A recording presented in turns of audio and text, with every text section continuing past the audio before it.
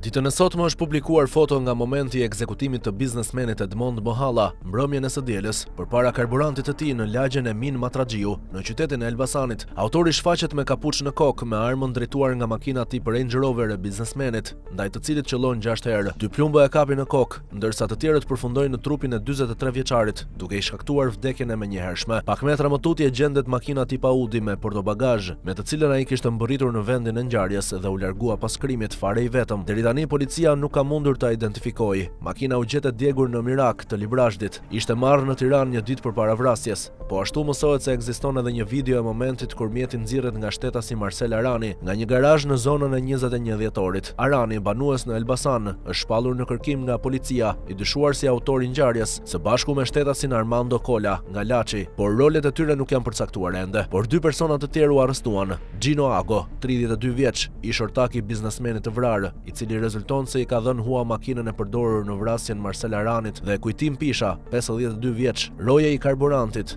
në pronësi të viktimës, i dyshuar për moskallëzim krimi. Marcel Arani ishte në arrest shtëpie për një tjetër vepër penale. Nga hetimet e deritanishme, hetuesi dyshojnë se ngjarja ka si prapavi një mosmarrëveshje mes 2 ish-ortakëve, Edmond Mohallës, që mbeti i vrarë, dhe Gino Agës, të vënë në pranga nga policia e Elbasanit.